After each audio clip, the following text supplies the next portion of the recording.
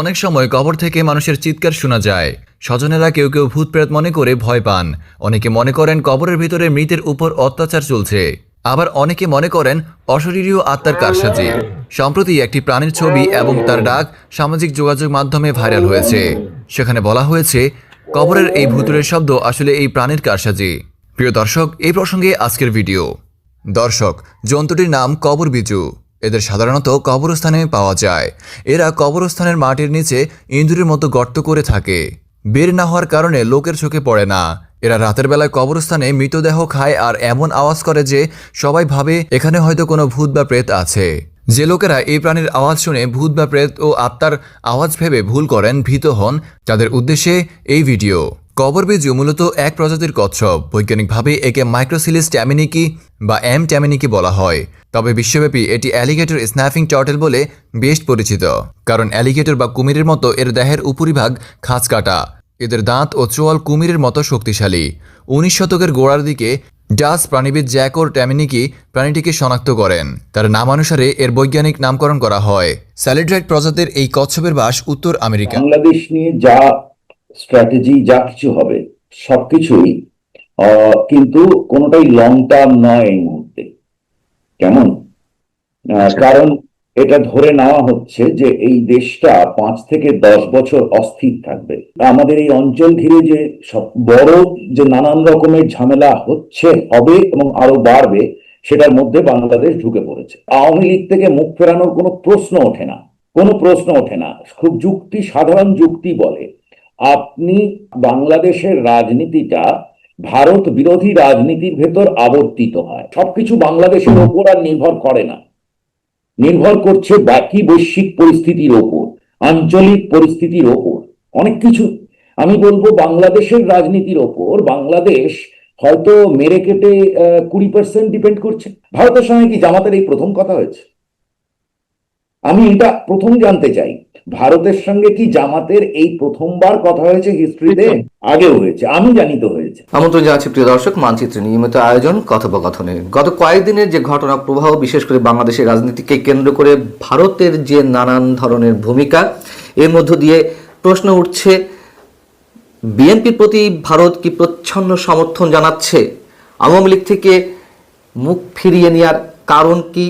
এবং জামায়াতের আমিরের সঙ্গে ভারতীয় কূটনীতিকদের যে বৈঠক, সেই বৈঠকে আসলে কি আলোচনা হয়েছে, কেন সেই বৈঠক গোপন রাখা হয়েছিল, কার পক্ষ থেকে কি প্রস্তাব কাকে দেয়া হয়েছে, সার্বিক বিষয়ে কোন দিকগুলো ইঙ্গিত করছে, এসব বিষয় নিয়ে আমরা কথা বলবো। এই বিষয়ে আলোচনার জন্য আমাদের সঙ্গে যুক্ত রয়েছেন ভারতের প্রখ্যাত সাংবাদিক, দ্য হিন্দু গ্রুপের বিভিন্ন গণমাধ্যমের এডিটর হিসেবে কাজ করেছেন 30 বছরেরও বেশি সময় ধরে, যিনি এই মুহূর্তে ভারতের the business line, money control সহ বিভিন্ন প্রভাবশালী পত্রিকায় নিয়মিত লেখালেখি করছেন, এবং সবচেয়ে বড় কথা, যিনি দীর্ঘদিন ধরে বাংলাদেশকে কেন্দ্র করে নানান ধরনের গবেষণা চালিয়ে যাচ্ছেন, সেই সিনিয়র সাংবাদিক প্রতিম রঞ্জন বোস।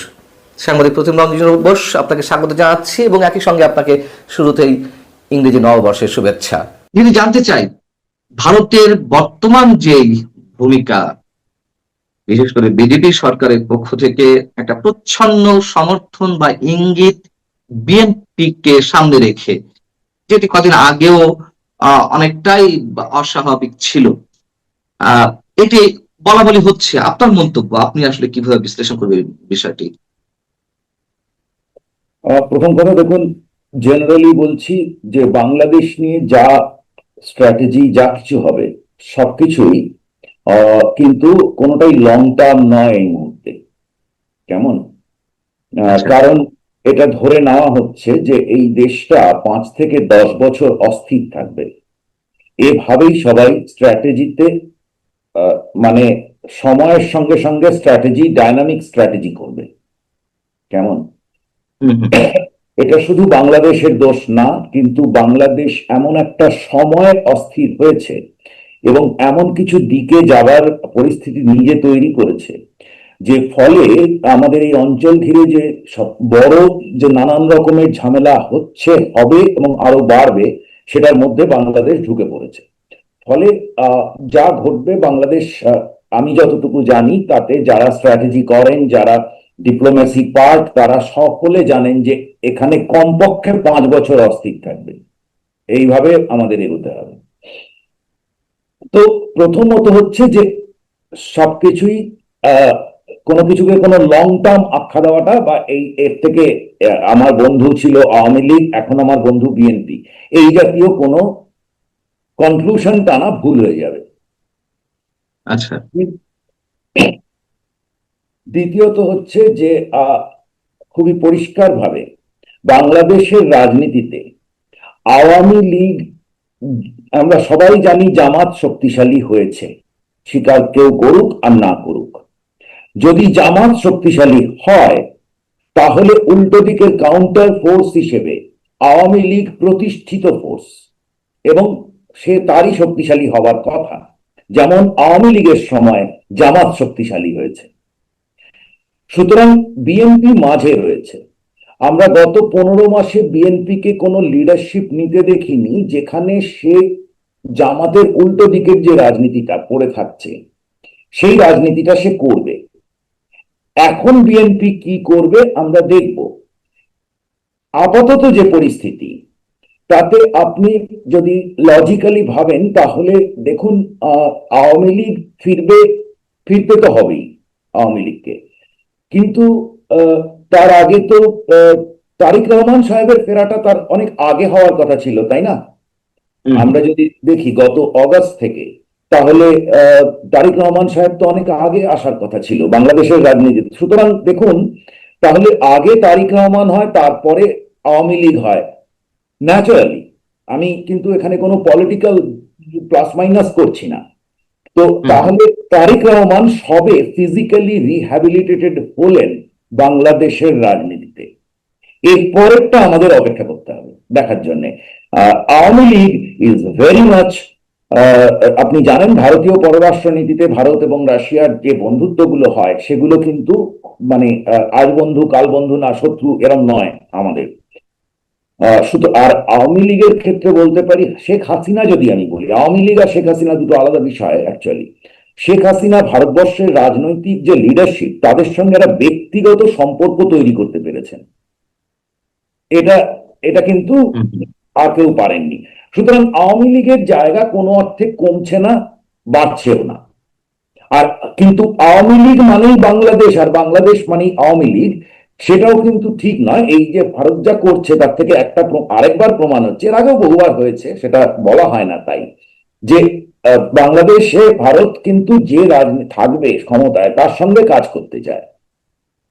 তারা যদি ভারতের সঙ্গে না করতে চায় তখনই বিরোধটা তৈরি হয়। সেটা নিয়ে তো বিতর্ক আছে, মানে আপনি যেভাবে বলছেন, আবার এখানকার আমাদের দেশের মানুষদের একটা অন্য ধারণা রয়েছে যে এককভাবে আওয়ামী লীগকে সমর্থন দিয়ে যায়, অথবা আওয়ামী লীগ বিরোধী দলে থাকলেও তাকে ক্ষমতা আনার জন্য ভারতের একটা প্রচ্ছন্ন সমর্থন থাকে, তাতে ভারতের যে দলই ক্ষমতায় থাকুক না কেন। এটা নিয়ে তো একটা বিতর্ক আছে। আমি একটু জানতে চাচ্ছি যে এই মুহূর্তে যদি নানান ধরনের কানাঘুষা, বা আমি নিজেও দেখছি ভারতের বিভিন্ন গণমাধ্যমে 15 দিন বা 20 দিন আগ পর্যন্ত যেখানে আওয়ামী লীগকে নিয়ে নানান ধরনের রিপোর্টিং, কাভারেজ এবং এক ধরনের প্রচ্ছন্ন সমর্থন আওয়ামী লীগের প্রতি, ইনক্লুসিভ নির্বাচন, অন্তর্ঘাতমূলক নির্বাচনের কথা বারবার বলা হচ্ছে, উচ্চারণ হচ্ছিল। আমরা দেখলাম যে তারেক রহমান যখন ফিরে এলেন, তার 2 দিন 3 দিন আগে থেকে টাইমস অফ ইন্ডিয়া, দা হিন্দু, কিংবা আনন্দবাজার, বা আরো আরো অনেক গণমাধ্যম আমি খেয়াল করেছি তারেক রহমানকে নিয়েই নানান ধরনের স্টোরি। এবং পরবর্তীতে আমরা দেখলাম যে জয়শঙ্কর এসেছেন, ভারতের পররাষ্ট্রমন্ত্রী, তিনি শেষ শ্রদ্ধা নিবেদন করতে এলেন খালেদার প্রতি। এমনকি আমরা দেখলাম যে গত বৃহস্পতিবার আপনাদের প্রতিরক্ষা মন্ত্রী রাজনাথ সিং, তিনি দিল্লিতে বাংলাদেশ মিশনে শোক বইতে স্বাক্ষর করতে গেলেন, মন্তব্য করলেন। মানে এই যে একটা এক ধরনের ইঙ্গিত অনেকে খুঁজে পাওয়ার চেষ্টা করছেন যে বিএনপি কে প্রচ্ছন্ন সমর্থন দিচ্ছে, সেটা ভারতের অভ্যন্তরীণ বিষয়। কিন্তু আমার একটু প্রশ্ন যে আসলে কি তাই, মানুষ যা মনে করছে তাই? আর যদি তাই হয়ে থাকে, আওয়ামী লীগ থেকে মুখ ফিরিয়ে নেওয়ার কারণটি আসলে কি, যদি মুখ ফিরিয়ে না নিয়ে থাকে আওয়ামী লীগ থেকে? প্রথম কথা, আপনাকে আমি আগেই বলেছি যে আওয়ামী লীগ থেকে মুখ ফিরিয়ে নিয়েছে, এই কনক্লুশনটা না ড্র করাই ভালো। মানে এখন কোনোটাই কোনো বিষয়ে কোনো কনক্লুশনে না যাওয়াই ভালো, প্রথমত একটা জেনারেল হিসেবে। দ্বিতীয়ত হচ্ছে আওয়ামী লীগ থেকে মুখ ফেরানোর কোনো প্রশ্ন ওঠে না, কোনো প্রশ্ন ওঠে না। খুব সাধারণ যুক্তি বলে আপনি বাংলাদেশের রাজনীতিটা ভারত বিরোধী রাজনীতির ভেতর আবর্তিত হয়। বাংলাদেশে প্রত্যেক 3টে পলিটিক্যাল স্টেটমেন্টে একটা ভারত থাকবেই, মানে আমার সাধারণভাবে আমি বলি। তো সুতরাং সেক্ষেত্রে আপনি যদি আপনার সঙ্গে কারো সম্পর্ক ভালো থাকে এবং আপনার যদি ট্র্যাক রেকর্ড এই হয় যে একবার সম্পর্ক থাকলে পরে সেই সম্পর্কটাকে সবাই মেনটেন করে সরকার নির্বিশেষে, আমি রাশিয়ার উদাহরণ দিয়েছি, তো তাহলে পরে আপনার আওয়ামী লীগের সঙ্গে আমাদের সম্পর্ক শেষ, এই ধরনের এই আলোচনায় কোনো যাওয়াটাই ভুল আর কি। ফর দ্য টাইম বিং, এবারের জন্য যদি এভাবে প্রশ্ন করা হয়। আমি আপনাকে শুরুতে আরেকটা কথা বলেছিলাম যে যা স্ট্র্যাটেজি দেখছেন সেগুলো কোনোটাই লং টার্ম নয়। আচ্ছা, আপনি বলতে পারেন এক ধরনের স্টপ গ্যাপও বলতে পারেন, কেমন? কারণ সেটার জন্য ভারত বা কেউ দায়ী নয়, কারণ পরিস্থিতিটা এতটা ঘোলাটে যে আপনি আগের থেকে যদি ঠিক করে ফেলেন যে আমি এটাই করব, তাহলে সেটাই হবে না। তাই তাকে পরিষ্কার হবার সময় দিতে হবে। সবকিছু বাংলাদেশের ওপর আর নির্ভর করে না, নির্ভর করছে বাকি বৈশ্বিক পরিস্থিতির ওপর, আঞ্চলিক পরিস্থিতির ওপর, অনেক কিছু। আমি বলবো বাংলাদেশের রাজনীতির ওপর বাংলাদেশ হয়তো মেরে কেটে 20% ডিপেন্ড করছে, বাকি 80%ই বাইরের রাজনীতির জন্য ডিপেন্ড করছে না, এতটা নেই নাকি? হ্যাঁ, অবশ্যই। মানে ভূ রাজনীতিতে বাইরের শক্তি বা বাইরের রাষ্ট্রগুলোর প্রভাব এতটাই? অবশ্যই। আপনাকে আমি একটার পর একটা বলছি। আগের দিন আমরা আপনার সঙ্গে আলোচনা করেছিলাম যে আপনি যদি 24-এ বলেন যে ভারত কেন নির্বাচন সমর্থন করেছিল, তাহলে 2026-এ এসে ঠিক 24-এর কপি ইলেকশন হচ্ছে, কপি সব অর্থে, বরং খারাপ। কারণ 24-এ কাউকে মানা করা হয়নি, এবার মানা করা হয়েছে। তো সেক্ষেত্রে আপনি দেখুন আমেরিকা সেটাকে সাপোর্ট করছে বা কিছু বলছে না, আপনিই বলেছেন আগের দিন। তো এখন আপনি দেখুন এবার ভারত যদি ধরুন গিয়ে সাপোর্ট করে এই ইলেকশনটাকে, তাহলে এটা এক অর্থে আপনি দেখুন যে ভারত তার, আপনি ভারতকে কালকে যা যা ব্লেম করেছিলেন, ভারত সেই বোঝাগুলো আপনার ঘরে নামিয়ে দিয়ে চলে গেল, আপনি আর ধরতে পারবেন না ভারতকে এই নিয়ে। কিন্তু বৈশ্বিক পরিস্থিতির উপর কেন নির্ভর করছে? ভারত আমেরিকা সম্পর্ক, ইউক্রেন যুদ্ধ ঘিরে রাশিয়া আমেরিকা সংঘাত এবং সেখানে ভারতের পজিশন, ভারত রাশিয়া সম্পর্ক, ভারত এই অঞ্চলে সব থেকে বড় বিষয় ভারত পাকিস্তান এবং অপারেশন সিন্দুর ঘিরে যে রাজনীতি তৈরি হচ্ছে, বিরাট বড় রাজনীতি, আমি জাস্ট ছোট ছোট শব্দে বলছি, তাকে ঘিরে চীন আমেরিকা ঘিরে যে একটা জায়গা তৈরি হচ্ছে সেগুলো। সুতরাং এই সবের প্রেক্ষিতে আমি বাংলাদেশে এই মুহূর্তে কি করব সেটা এই সবের প্রেক্ষিতে হচ্ছে। বাংলাদেশটা মানে আমি বাংলাদেশটা প্রায়োরিটি নেব, না পাকিস্তানটাকে প্রায়োরিটি নেব, না টার্কিকে প্রায়োরিটি নেব? সুতরাং বাংলাদেশের পরিস্থিতিটা সেটা কিন্তু মানে সেটা বাংলাদেশ নিজে করেছে, বাংলাদেশ নিজে এমন ভাবে ঢুকে গেছে গোটা জিনিসটার ভেতর, সাকড ইনটু ইট। ফলে এখন যখন বার করা হবে তখন আস্তে আস্তে এলিমিনেট করা হবে। সেই জন্যই বাংলাদেশের, আমার মনে হয় যে বাংলাদেশের এই যে রাজনৈতিক গন্ডগোল আমরা দেখতে পাচ্ছি, এবং আমি খুব নিশ্চিন্ত যে রাজনৈতিক সরকার এলে সমস্যা মিটে যাবে, আদৌ না। যদি সেটা তো আমরাও মনে করি বাস্তবতার জায়গা থেকে। এখন ভারত কি তার আগের জায়গা অবস্থান করেছে? যদি আপনাদের দেশের থিঙ্ক ট্যাঙ্ক যে প্রতিষ্ঠানগুলো রয়েছে অথবা থিঙ্ক ট্যাঙ্ক হিসেবে পার্সোনাল জায়গা থেকে যারা কাজ করছেন, নানান জায়গায় মানে নানান পর্যায়ের রাজনৈতিক বিশ্লেষক, বুদ্ধিজীবী, কূটনীতিকদের পক্ষ থেকে যেমন একটা অংশ বলছিলেন যে ভারত এক ঝুড়িতে সব ডিম রাখার যেই নীতি রেখে আসছিল এটি বিপজ্জনক হতে পারে, সেই জায়গা থেকে কি ভারত দূরে সরে গেছে বা ভারত তার নীতি বদলেছে আপনার মনে হয়? না, আমি আপনাকে আবারও কন্ট্রাডিক্ট করছি। ভারত এক ঝুড়িতে সব ডিম কোনোদিন রাখেনি, কোনো দেশে রাখেও না, রাখবেই বা কেন? যদি তার কাছে অপশন থাকে। বাংলাদেশে কোনো অপশন ছিল না, এটাই বাস্তব। বাংলাদেশের রাজনীতি আজও যদি ৭১কে ঘিরে ঘোরে, যদি না হতো, যদি ৫ই আগস্টের পর এই মহাভারতটা না হতো, যদি ট্রেনটা চলতো, আমি আপনাকে খুব সাধারণ উদাহরণ থেকে বলছি, যদি ট্রেন চলতো, যদি যেরকম প্রজেক্ট আসছিল যে ভারতের জিনিস বাংলাদেশের ওপর দিয়ে যাবে, বাংলাদেশের জিনিসগুলো ভারতের ওপর দিয়ে যাবে, নানান বন্দরে যাবে, যে সমস্ত চলছিল কাজকর্ম, কানেক্টিভিটি ইত্যাদি, সেগুলো যদি স্বাভাবিকভাবে চলতো, ২ মাস ৩ মাস একটু ডিসরাপশন হলো, তাহলে তো এই সমস্ত পরিস্থিতি আসে না। আমি আওয়ামী লীগের রাজনৈতিক গুরুত্ব ভারতের কাছে থাকতোই না। আমরা শ্রী জয়শঙ্কর যখন বাংলাদেশে এলেন ৪-৫ ঘন্টা সফরে সদ্য প্রয়াত আমাদের সাবেক প্রধানমন্ত্রী খালেদা জিয়ার প্রতি শেষ শ্রদ্ধা নিবেদনের জন্য নরেন্দ্র মোদী বাবুর শোক বার্তা পৌঁছে দেওয়া হলো, হস্তান্তর করা হলো তারেক রহমানের কাছে। সেখানে আরেকটি চমক ঘটলো, পাকিস্তানের পার্লামেন্টের স্পিকারের সঙ্গে করমর্দন হলো, কুশল বিনিময় হলো। অনেকে বলছে এটি মানে ভারত পাকিস্তানের বরফ গলা শুরু হতে পারে এদিক থেকে, যেহেতু অপারেশন সিন্দুরের পর থেকে এই সম্ভবত দুই রাষ্ট্রের উচ্চ পর্যায়ের দুই প্রতিনিধির মধ্যে সাক্ষাৎ, যাই হোক নানান কথা। কিন্তু আমার প্রশ্ন হচ্ছে, আমাদের প্রধান উপদেষ্টা ডক্টর মোহাম্মদ ইউনূসের সঙ্গে জয়শঙ্কর সাহেবের কোন ধরনের সাক্ষাৎ না হওয়ার বিষয়টি অনেকে প্রশ্নবিদ্ধ করছেন যে কেন তিনি সাক্ষাৎ করলেন না, এর পিছনে আসলে কি কারণ, এবং কারণ যদি থাকে সেটা কি এই যে ইউনূস সরকারকে এই মুহূর্ত পর্যন্ত অথবা যতদিন থাকবেন ততদিন পর্যন্ত কোন ধরনের সমর্থন ভারত দিবে না, বিষয়টা কি এরকম নাকি অন্য কোনো কারণ আছে? বিএনপি একটা অদ্ভুত পরিস্থিতির ভেতর দিয়ে তারেক রহমান ফিরলেন, এবং তারপর আরেকটা ঘটনা তৈরি হয়েছে, যেটা হচ্ছে খালেদা জিয়ার মৃত্যু।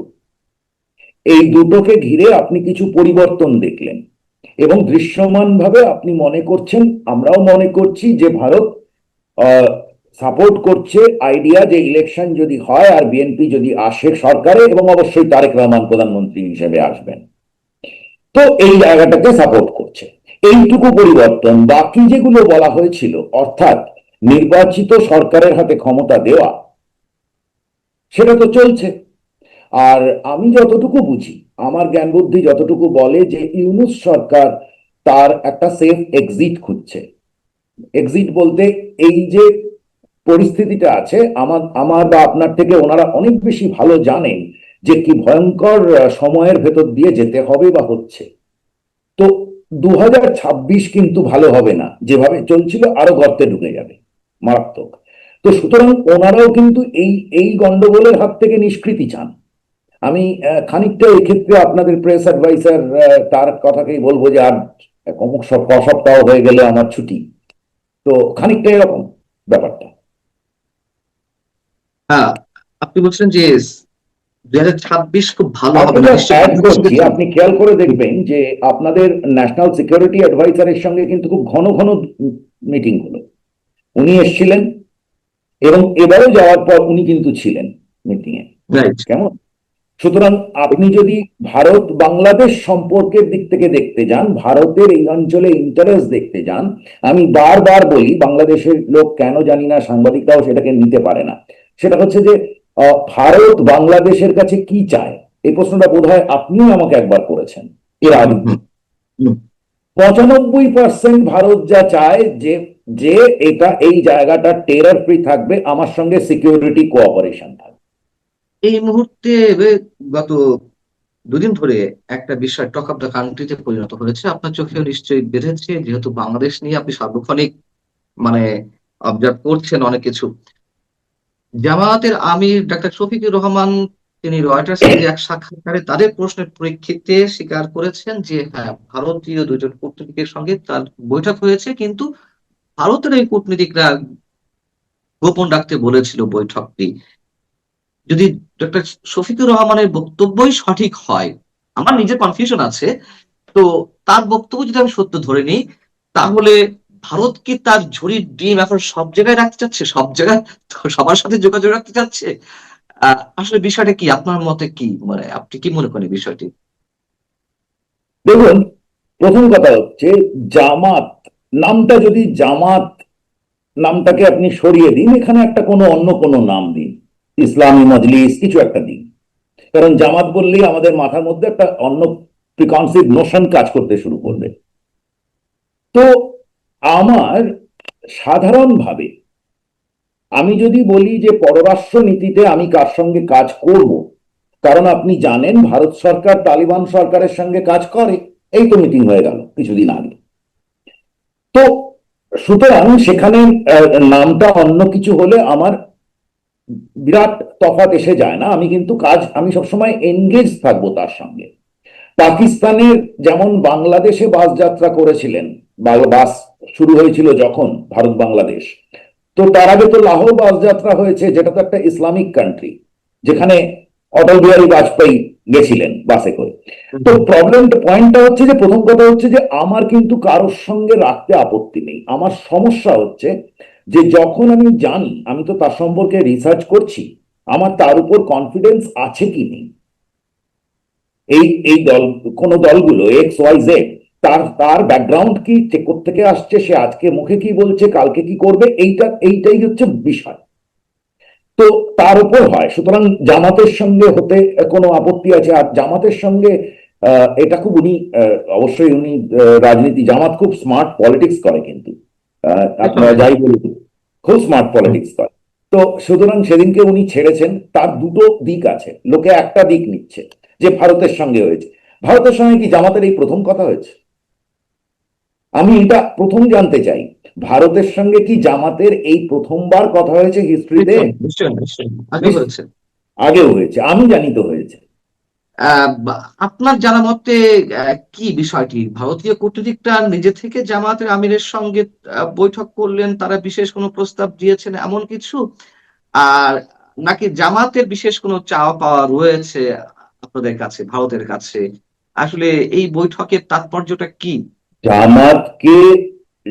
জামাত অবশ্যই নিজেকে বিশ্বাসযোগ্য করে তুলতে চায় ভারতের কাছে। এই চাওয়াগুলোতে সবাই চায়। দুর্ভাগ্যজনক বাস্তবটা হচ্ছে, বাংলাদেশের রাজনীতি তো শুধু ভারতকে ঘিরে আবর্তিত হতে থাকে। ফলে আপনি সেই এরশাদ হোক, যেই হোক, সকলেই ভারতের সঙ্গে রাখতে চায়, কিন্তু নিজেরাই এমন একটা রাজনৈতিক পরিস্থিতি দেশে তৈরি করে রাখে, যেখানে ভারতে গেলেই নানান রকম কথা হবে। আমি একটা ছোট উদাহরণ দিতে পারি। আপনি যদি দুটো ছবি পাশাপাশি রাখেন, তারেক জিয়া মিট করছেন জয়শঙ্করকে, তারেক জিয়া মিট করছে, হ্যান্ডশেক করছেন বা গ্রিট করছেন পাকিস্তানের মন্ত্রীকে, কেমন? দুটোর মধ্যে এটা বাংলাদেশ থেকেই কেউ আমাকে পয়েন্ট আউট করে দেন, অতীতেও অভিজ্ঞতা থেকে আমি দেখেছি এগুলো ম্যাচ হয়, অদ্ভুত। তো এই যে এক জায়গায় কোথায় আমি ঝুঁকবো না, কোথায় আমি ঝুঁকবো, এরকম অদ্ভুত অদ্ভুত বিষয় আছে, সেটা এই অঞ্চলে আছে। তো এখন কথাটা হচ্ছে কি, যে এই যে আপনি বানিয়ে রেখেছেন একটা পলিটিক্যাল প্যারাডাইম, আমরা ভারতের সঙ্গে, ভারত ডান দিকে গেলে আমরা বাঁ দিকে যাব, এই বলে কি হয়, আপনি সামনাসামনি আসতে পারেন না, তখন আপনাকে পেছনের দরজা দিয়ে নানান রকম করতে হয়। সুতরাং জামাত যদি বলে থাকে যে ভারত জামাতের সঙ্গে গেছিল, উল্টো দিকটাও একটুখানি জেনে রাখতে হবে যে জামাতও কিন্তু ভারতের সঙ্গে যথেষ্ট রকমের কি বলবো, যোগাযোগ করতে চায় বা কথা বলতে চায় বা দেখা করতে চায়। দুটোই সত্যি, এবং তার মধ্যে কোনো অসুবিধে নেই, কারণ আমরা সবার সঙ্গে কথা বলি তার মধ্যে। কিন্তু কারোর সঙ্গে কথা হচ্ছে মানে, শেষে আমি 30 সেকেন্ড উত্তরটা চাই। তার মানে আমরা ধরে নিতে পারি যে জামাত আসলে, জামাত বলছি, বা আসলে ভারত দাদাগিরি সুলভ আচরণ করে, মানে সবাই যখন ভারতের সাথে সুসম্পর্ক বজায় রাখতে চায়, তার মানে ভারত একটা ম্যাটার, ভারত বিভিন্ন ক্ষেত্রে প্রভাব বিস্তার করছে বাংলাদেশে বা করে আসছে। না না, সেটা তো করবেই, বড় দেশ হিসেবে। আমেরিকা করে না আপনার উপর প্রভাব? নেই, কেমন? তো সুতরাং এটা তো জিওপলিটিক্যাল হায়ারার্কি তো থাকবেই, এটা নিয়ে তো নেই। ধরুন আপনি শুধু বাংলাদেশ কেন বলছেন, ধরুন থাইল্যান্ডে ভারতীয় প্রভাব নেই, ইন্দোনেশিয়ায় ভারতীয় প্রভাব নেই, আছে তো, তো থাকবে তো এগুলো। কিন্তু এগুলো তো বাস্তব, ভারতে আমেরিকার প্রভাব নেই, কিন্তু দাদাগিরি আর প্রভাব এইগুলো আলাদা বিষয়। দাদাগিরি বলতে কি বলা হচ্ছে সেটা বলতে হবে। দাদাগিরি মানে হচ্ছে যে এই করলাম সেই করলাম, ওইখানে গিয়ে তোমার দেশ মানি না আমি,